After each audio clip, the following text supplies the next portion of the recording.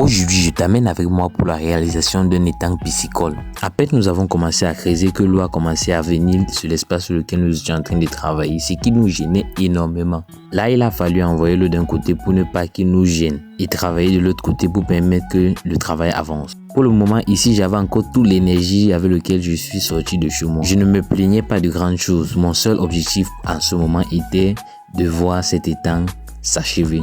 D'ailleurs que tu peux le remarquer sur les photos que j'étais encore très souriant. Et bien sûr que je n'étais pas seul, j'étais accompagné de Monsieur Dylan, un homme plutôt très joyeux. Là, on a commencé à creuser là où le tuyau de sortie devait être placé. Surtout cet étang, c'est l'endroit qui est supposé avoir la profondeur la plus importante.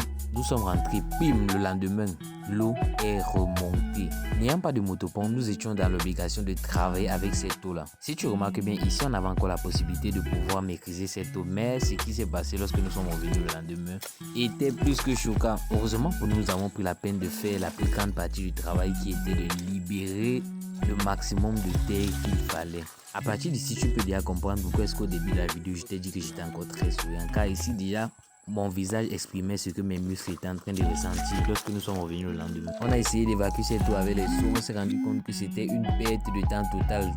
À la fin, M. Dylan et moi, nous avons décidé de continuer à travailler dans cette eau. Je porte l'argile, je verse dehors. Je porte l'argile, je verse dehors. Je porte l'argile, je verse dehors. Mais cet argile ne finit pas. Alors voici le tuyau d'entrée qui va permettre à l'eau d'entrer dans notre étang. Et voici le tuyau de sortie qui va évacuer l'eau. Au départ, il était question de mettre ce tuyau de sortie plus bas, mais nous nous sommes rendus compte que étant dans une zone très marécageuse, contenant beaucoup d'eau dans le sol, il était pratiquement impossible, ce qui fera que à la longue, cet étang sera obligé d'être vidangé à l'aide d'une motopompe.